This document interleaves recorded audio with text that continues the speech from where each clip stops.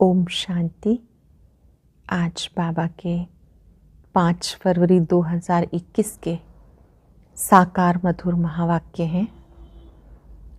आज शुक्रिया दिवस पर सर्वप्रथम हम बाबा का तह दिल से शुक्रिया करते हैं, जो हम सबको प्रतिदिन वरदान देकर वरदानी मूर्त बनाते हैं। बाबा ने हम सबको अतीन्द्रिय सुख का महत्व बताया, जिसका शास्त्रों में गायन और वर्णन है। और ये संगम युग पर जो अतीन्द्रिय सुख प्राप्त होता है, ये अन्य किसी युग में प्राप्त नहीं होता। तो हम सब पहले बाबा का शुक्रिया करते हैं। आज के मधुर महावाक्यों में बाबा ने बहुत सुंदर बात बताई कि बच्चे, यहाँ आपको बहुत सिंपल रहना है।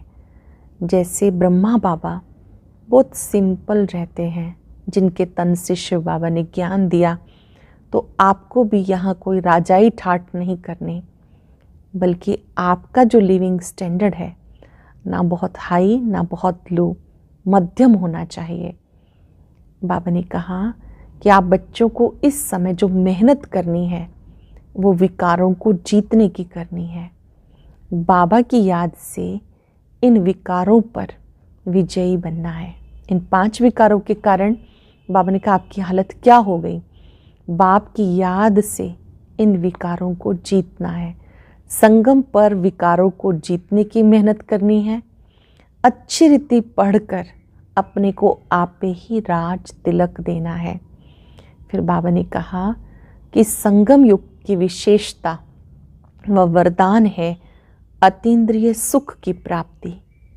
ये अतीन्द्रिय सुख तब प्राप्त होगा जब आप त्रिकालदर्शी स्थिति में रहेंगे। त्रिकालदर्शी स्थिति से ही आप माया जीत बन जाते हो। फिर कोई भी कर्मेंद्री, कोई भी आकर्षण आपको अपनी ओर नहीं खींच सकता। एक बार जिसने अतीन्द्रिय सुख की अनुभूति कर ली, वो आत्मा कभी भी इंद्रियों के आकर्षण में नहीं आती, माया जीत बन जाती है। अब हम एकाग्र होकर बाबा के महावाक्य सुनेंगे। बाबा ने कहा, मीठे बच्चे, यहाँ तुम्हारा सब कुछ गुप्त है। इस समय तुम्हारा सब कुछ गुप्त है। तुम्हें कोई भी ठाठ नहीं करना। अपनी नई राजधानी के नशे में रहना है। सत्युगी राजधानी के नशे में रहना है। क्वेश्चन है, श्रेष्ठ धर्म और दैवी कर्म की स्थापना के लिए तुम बच्चे कौन सी मेहनत करते हो? इस समय कौन सी मेहनत करते हैं? तुम अभी 5 विकारों को छोड़ने की मेहनत करते हो, क्योंकि इन विकारों ने सबको भ्रष्ट बनाया। जानते हो, इस समय सब दैवी धर्म और कर्म से भ्रष्ट हैं। बाप ही श्रीमत देकर श्रेष्ठ धर्म, श्रेष्ठ दैवी कर्म की स्थापना करते हैं। बाबा ही श्रीमत देकर श्रेष्ठ धर्म, श्रेष्ठ दैवी कर्म की स्थापना करते। तुम श्रीमत पर चल बाप की याद से विकारों पर विजय पाते हो। बाबा की श्रीमत पर चल याद की यात्रा से विकारों पर विजय पाते हो। पढ़ाई से अपने आप को राज तिलक देते हो। अच्छी तरह पढ़ते हैं तो राज तिलक प्राप्त होता है। गीते तुम्हें पाके हमने जहाँ पा लिया, जमी तो जमी आसमां पा लिया। ओम शांति। मीठे मीठे रूहानी बच्चों ने गीत सुना। रूहानी बच्चे ही कहते हैं कि बाबा, बच्चे जानते बेहद का बाप बेहद का सुख देने वाला है। बाबा हम सबको बेहद का सुख देने वाला है, अर्थात वो सभी का बाप है। उनको सब बेहद के बच्चे आत्माएं याद करते हैं, किसी न किसी प्रकार से याद करते हैं। उनको ये पता नहीं कि हमको कोई उस परम पिता परमात्मा से विश्व की बादशाही मिलती है। सब याद तो करते हैं, पर इस तथ्य का मालूम नहीं है कि उनसे हमें विश्व की बादशाही मिलती है। तुम जानते हो, हमें बाप जो सत्युगी विश्व की बादशाही देते हैं, वो अटल अखंड अडोल है। जो बाबा बादशाही देते हैं वो अटल अखंड अडोल है। वो हमारी बादशाही 21 जन्म कायम रहती है। सारे विश्व पर हमारी राजाई रहती, जिसको कोई छीन नहीं सकता, लूट नहीं सकता। हमारी राजाई है अडोल, क्योंकि वहाँ एक ही धर्म है, द्वैत है नहीं, वो है अद्वैत राज्य। बच्चे जब भी गीत सुनते हैं तो अपनी राजधानी का नशा आना चाहिए। जब भी गीत सुनते हैं तो अपनी सत्युगी राजधानी का नशा बुद्धि में आना चाहिए। ऐसे से गीत घर में रहने चाहिए जिन्हें याद करके मन में खुशी आती है। अच्छे अच्छे गीत अपने पास होने चाहिए। तुम्हारा सब कुछ गुप्त है और बड़े बड़े आदमियों का बहुत ठाठ होता है, तुम्हें कोई ठाठ नहीं।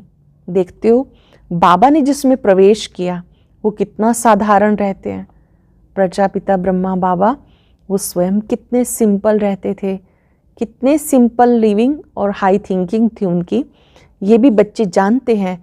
यहाँ हर एक मनुष्य अनराइटियस छीछी काम करते हैं, इसलिए बेसमझ कहा जाता। बुद्धि को बिल्कुल ताला लगा हुआ है। तुम कितने समझदार थे, विश्व के मालिक थे, अभी माया ने इतना बेसमझ बना दिया जो किसी काम के नहीं रहे। इस समय माया ने कितना बेसमझ बना दिया जो किसी काम के नहीं रहे। बाप के पास जाने के लिए यज्ञ तप आदि बहुत करते रहते, परंतु मिलता कुछ भी नहीं। ऐसे ही ढूंढते रहते, दिन प्रतिदिन अकल्याण ही होता जाता। जितना जितना मनुष्य तमो प्रधान हो जाते उतना उतना अकल्याण होना है। ऋषि मुनि जिनका गायन है वो पवित्र रहते थे, नेति नेति कहते थे, अभी तमो प्रधान बन गए। कहते शिवोहम तत्वम, सर्वव्यापी, तेरे में भी मेरे में भी। वो लोग सिर्फ परमात्मा कह देते, परम पिता नहीं कहेंगे। परम पिता उनको फिर सर्वव्यापी कहना ये तो रोंग हो जाता है ना। हम सब ने उसे जाना है कि वो हमारे परम पिता हैं। बाबा ने कहा पहचानते नहीं, ऐसे परमात्मा तो कह देते हैं लेकिन वो परम पिता हैं। ये बात केवल आप बच्चे जानते हो। पिता अक्षर बुद्धि में नहीं आता, करके कोई कहते भी हैं तो भी कहने मात्र। अगर परम पिता समझें तो बुद्धि एकदम चमक उठे। अगर परम पिता समझें वो मेरे परम पिता हैं तो बुद्धि चमक उठे। बाप स्वर्ग का वर्षा देते, वो हेवनली गॉड फादर है, फिर हम नरक में क्यों हैं? हमारे पिता स्वर्ग के रचयिता हैं, फिर हम नरक में क्यों हैं? अब हम मुक्ति, जीवन मुक्ति कैसे पा सकते हैं? किसी की भी बुद्धि में नहीं आता। आत्मा पतित बन गई। आत्मा पहले सतो प्रधान समझदार होती है, फिर सतो रजो तमो में आती है, बेसमझ बन जाती। अब तुम्हें समझ आई, बाबा ने स्मृति दिलाई। जब नई दुनिया भारत था तो हमारा राज्य था, एक ही मत, एक ही भाषा, एक ही धर्म, एक ही महाराजा महारानी का राज्य था। फिर द्वापर में वाम मार्ग शुरू होता है, फिर हर एक के कर्मों पे मदार हो जाता। कर्म अनुसार एक शरीर छोड़ दूसरा लेते हैं। अब बाबा कहते हैं मैं तुम्हें ऐसे कर्म सिखाता हूँ। कैसे कर्म सिखाते हैं बाबा? जो 21 जन्म तुम बादशाही पाते हो। संगम पर बाबा जो श्रेष्ठ कर्म सिखाते हैं, 21 जन्म आप बादशाही पाते हो। भले वहाँ भी हद का बाप तो मिलता है, परंतु वहाँ ज्ञान नहीं रहता कि राजाई का वर्षा बेहद के बाप का दिया हुआ है। फिर द्वापर से रामराज शुरू होता, विकारी संबंध हो जाता, फिर कर्म अनुसार जन्म मिलता। भारत में पूज्य राजाएं भी थे तो पुजारी राजाएं भी। सत्युग त्रेता में सब पूज्य होते हैं, वहाँ पूजा व भक्ति कोई होती नहीं। द्वापर में जब भक्ति मार्ग शुरू होता तो यथा राजा रानी तथा प्रजा पुजारी भगत बन जाते। बड़े से बड़ा राजा जो सूर्यवंशी पूज्य था वही पुजारी बन जाते हैं। अब तुम जो निर्विकारी बनते हो उसकी प्रारब्ध 21 जन्म के लिए है। इस समय जब आप पवित्र बनते हो इसकी प्रारब्ध 21 जन्म पाते हो। फिर भक्ति मार्ग शुरू हो जाता है। देवताओं के मंदिर बनाकर पूजा करते रहते हैं। ये सिर्फ भारत में ही होता। 84 जन्मों की कहानी जो बाप सुनाते हैं ये भी भारतवासियों के लिए है। और धर्म वाले आते ही बाद में हैं, फिर तो वृद्धि होते होते ढेर के ढेर हो जाते। वैरायटी, भिन्न भिन्न धर्म वालों के फीचर्स हर एक बात में भिन्न भिन्न हो जाते। रस्म रिवाज भी भिन्न भिन्न होती। भक्ति मार्ग के लिए सामग्री भी चाहिए। जैसे बीज छोटा होता है, झाड़ कितना बड़ा, झाड़ के पत्ते आदि गिनती नहीं कर सकते, वैसे भक्ति का भी विस्तार हो जाता। ढेर के ढेर शास्त्र बनाते हैं, किसी भी वृक्ष पर कितने पत्ते हैं गिनती नहीं कर पाते। ऐसे बाबा कहते धर्मों के भी झाड़ बढ़ते चले गए। अब बाबा बच्चों को कहते ये भक्ति मार्ग की सामग्री खत्म हो जाती है। मुझ बाप को याद करो। भक्ति का प्रभाव भी बहुत है, कितनी खूबसूरत है। नाच तमाशा गायन आदि कितना खर्चा करते। अब बाबा कहते मुझ बाप को और वर्षे को याद करो। बाप को याद करो, वर्षे को याद करो, आदि सनातन अपने धर्म को याद करो। अनेक प्रकार की भक्ति तुम जन्म जन्मांतर करते आए। सन्यासी भी आत्माओं के रहने के स्थान तत्व को परमात्मा समझ लेते, ब्रह्म व तत्व को याद करते। वास्तव में सन्यासी जब सतो प्रधान है तो उनको जंगल में जाकर रहना है, शांति में। ऐसे नहीं कि उनको ब्रह्म में जाकर लीन होना है। वो समझते हैं ब्रह्म की याद में रहने से, शरीर छोड़ने से ब्रह्म में लीन हो जाएंगे। बाबा कहते लीन कोई हो नहीं सकता, आत्मा तो अविनाशी है, तो वो लीन कैसे हो सकती है। भक्ति मार्ग में कितना माथा कूटते हैं, फिर कहते भगवान कोई ना कोई रूप में आएंगे। अब कौन राइट है। कहते हैं ब्रह्म से योग लगाए ब्रह्म में लीन हो जाएंगे। गृहस्थ धर्म वाले कहते भगवान किसी न किसी रूप में पतितों को पावन बनाने आएंगे। ऐसे नहीं कि ऊपर से प्रेरणा द्वारा ही सिखाएंगे। टीचर घर बैठे प्रेरणा करेंगे क्या। प्रेरणा अक्षर है नहीं, प्रेरणा से कोई काम नहीं होता। भले शंकर की प्रेरणा द्वारा विनाश कहा जाता है, परंतु ये ड्रामा की नूंद है। उनको ये मिसाइल्स आदि तो बनाने ही हैं। ये सिर्फ महिमा गाई जाती, कोई भी अपने बड़ों की महिमा नहीं जानते। धर्म संस्थापक को भी गुरु कह देते, लेकिन वो तो सिर्फ धर्म स्थापना करते हैं। गुरु तो उसे कहते हैं जो सदगति करे। गुरु का सही अर्थ क्या है, जो सदगति करे। वो तो धर्म स्थापन करने वाले हैं, उनके पिछाड़ी उनकी वंशावली आती रहती। सदगति तो किसकी करते ही नहीं, तो उनको गुरु कैसे कहेंगे। गुरु तो एक ही है जो सर्व का सदगति दाता है। गुरुओं का भी गुरु सतगुरु एक ही है, शिव बाबा, जो सबकी सदगति करते हैं। भगवान बाप आके सबकी सदगति करते, मुक्ति जीवन मुक्ति देते। उनकी याद कभी किससे छूट नहीं सकती। भले पति से कितना भी प्यार हो, फिर भी हे भगवान, हे ईश्वर जरूर कहेंगे, क्योंकि वही सबका सदगति दाता है। बाबा बैठ समझाते ये सारी रचना है, रचयिता बाप मैं हूँ, सबको सुख देने वाला एक ही बाप ठहरा। भाई भाई को वर्षा नहीं दे सकता, वर्षा हमेशा बाप से मिलता है। तुम सब बेहद के बच्चों को बेहद का वर्षा देता हूँ, इसलिए मुझे याद करते हैं। हे परम पिता, क्षमा करो, रहम करो। समझते कुछ भी नहीं। भक्ति में अनेक प्रकार की महिमा करते हैं, ये भी ड्रामानुसार अपना पार्ट बचाते। बाबा कहते मैं कोई इनके पुकारने पे नहीं आता हूँ, ये तो ड्रामा बना हुआ है। ड्रामा में मेरे आने का पार्ट नूंदा हुआ है। अनेक अधर्म विनाश, एक सत्य धर्म की स्थापना, कलयुग का विनाश, सतयुग की स्थापना करनी होती। मैं अपने समय पे आप ही आता हूँ। इस भक्ति मार्ग का भी ड्रामा में पार्ट है। बाबा कहते जब मेरा समय होता है मैं अपने आप आता हूँ। भक्ति मार्ग का भी पार्ट है। अभी जब भक्ति मार्ग का पार्ट पूरा हुआ तब आया हूँ। बच्चे भी कहते अभी हम जान गए, 5 वर्ष के बाद फिर से आपके साथ मिले हैं। कल्प पहले भी बाबा आप ब्रह्मा तन में आए थे, ये ज्ञान तुम्हें अभी मिलता, फिर कभी नहीं। कल्प कल्प का जो ज्ञान है कि चक्र 5 वर्ष का है, अब मिले हैं 5 वर्ष के बाद फिर मिलेंगे, ये ज्ञान इस समय मिलता। यह है ज्ञान, वह भक्ति। ज्ञान की है प्रारब्ध, चढ़ती कला। सेकंड में जीवन मुक्ति कहा जाता। कहते जनक ने सेकंड में जीवन मुक्ति पाई। क्या सिर्फ एक जनक ने पाई? जीवन मुक्ति अर्थात जीवन को मुक्त करते हैं इस रावण राज्य से। जीवन मुक्ति अर्थात बाबा रावण राज्य से मुक्त करते हैं। बाबा जानते सब बच्चों की कितनी दुर्गति हो गई, उनकी फिर सदगति होनी है। दुर्गति से फिर ऊंच गति, मुक्ति जीवन मुक्ति को पाते। पहले मुक्ति में जाकर फिर जीवन मुक्ति में आएंगे, शांति से फिर सुखधाम में आएंगे। ये चक्र का सारा राज बाबा ने समझाया। तुम्हारे साथ और भी धर्म आते, मनुष्य सृष्टि वृद्धि को पाती जाती। बाबा कहते इस समय मनुष्य सृष्टि का झाड़ तमो प्रधान जड़ जड़ीभूत हो गया। आदि सनातन देवी देवता धर्म का फाउंडेशन सारा सड़ गया, बाकी सब धर्म खड़े हैं। भारत में एक भी अपने को आदि सनातन देवी देवता धर्म का समझता नहीं। देवता धर्म के हैं, परंतु इस समय ये समझते नहीं कि हम आदि सनातन देवी देवता धर्म के थे, क्योंकि देवताएं तो पवित्र थे। समझते हम तो पवित्र हैं नहीं, हम अपवित्र पतित अपने को देवता कैसे कहलाएं। ये भी ड्रामा प्लान अनुसार रस्म पड़ जाती हिंदू कहलाने की। आदमशुमारी भी हिंदू धर्म लिख देते हैं।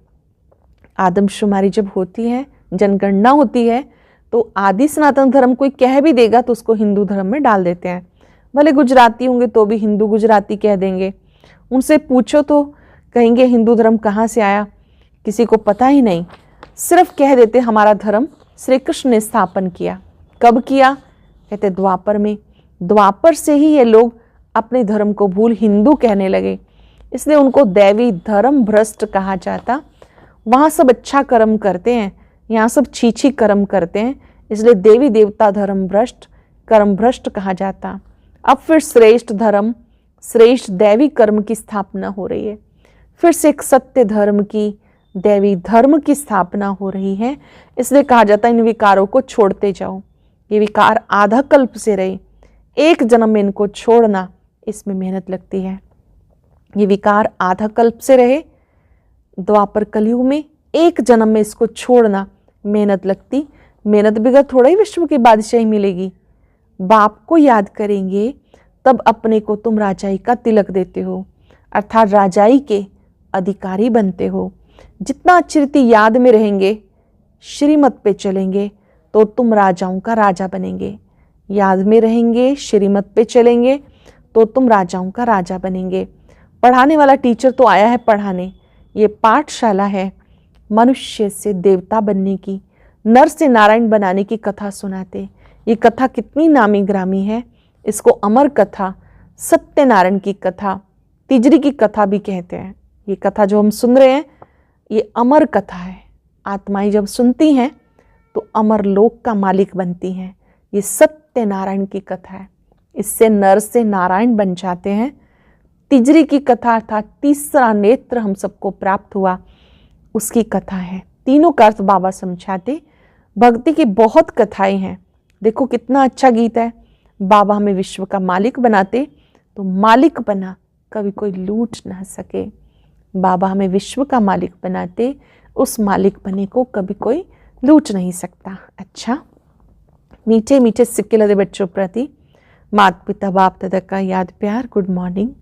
रूहानी बाप की रूहानी बच्चों को नमस्ते, रूहानी बच्चों की रूहानी बाप दादा को नमस्ते, गुड मॉर्निंग। शुक्रिया बाबा, शुक्रिया। धारणा के लिए सार, आज की मुख्य बातें कौन कौन सी हैं? कुछ सेकंड साइलेंस में बैठे, अपने आप से पूछें मुझे बाबा की कौन सी बात अति प्रिय लगी। सुनेंगे। सदा स्मृति रखनी है, हम एक मत एक राज्य एक धर्म की स्थापना के निमित्त है, इसलिए एकमत होके रहना है। हम एक मत एक राज्य एक धर्म की स्थापना के निमित्त है, इसलिए एकमत होके रहना है। स्वयं को राजाई का तिलक देने के लिए विकारों को छोड़ने की मेहनत करनी है। अपने को राजाई का तिलक देना है, इसलिए विकारों को छोड़ने की मेहनत करनी है। पढ़ाई पे पूरा पूरा ध्यान देना है, अच्छा ध्यान देना है पढ़ाई पर। वरदान है त्रिकालदर्शी स्थिति द्वारा माया के वार से सेफ रहने वाले अतीन्द्रिय सुख के अधिकारी भव। त्रिकालदर्शी स्थिति द्वारा माया के वार से सेफ रहने वाले अतीन्द्रिय सुख के अधिकारी भव। संगम युग का विशेष वरदान व ब्राह्मण जीवन की विशेषता है अतीन्द्रिय सुख। ये अनुभव और किसी भी युग में नहीं होता, लेकिन इस सुख की अनुभूति के लिए त्रिकालदर्शी स्थिति द्वारा माया के वार से सेफ रहो। त्रिकालदर्शी स्थिति द्वारा माया के वार से सेफ रहो। अगर बार बार माया का वार होता रहेगा तो चाहते हुए भी अतीन्द्रिय सुख का अनुभव नहीं कर पाएंगे। जो अतीन्द्रिय सुख का अनुभव कर लेते हैं उन्हें इंद्रियों का सुख आकर्षित नहीं कर सकता। जो अतीन्द्रिय सुख का अनुभव कर लेते हैं उन्हें इंद्रियों का सुख अपनी ओर खींच नहीं सकता। नॉलेजफुल होने के कारण उनके सामने वो तुच्छ दिखाई देगा। सरल शब्दों में संगम पर हमें अतीन्द्रिय सुख की अनुभूति में रहना है और उसके लिए हमें माया को पहचानना है कि माया के वशीभूत नहीं होना है। कमज़ोर विचार माया है, नेगेटिव वेज थॉट्स माया है, इसको पहचानना है और अतीन्द्रिय सुख की अनुभूति में रहना है। इस लोगों ने कर्म और मनसा दोनों सेवा का बैलेंस हो। जब हाथों से कर्म कर रहे हैं साथ साथ मनसा सेवा दोनों का बैलेंस हो तो शक्तिशाली वायुमंडल बना सकेंगे। वायुमंडल अच्छा कब बनेगा? जब बैलेंस होगा। हाथों से कर्म करते मनसा में भी अच्छी भावनाएं होंगी तो वायुमंडल श्रेष्ठ बनेगा, शक्तिशाली बनेगा। आज अनुभव करेंगे, मैं अतीन्द्रिय सुख का अनुभव करने वाली विशेष ब्राह्मण आत्मा हूं। और अब एक छोटी सी वीडियो, ग्रस्त में रहने वाले सभी भाई बहन इसे जरूर देखें।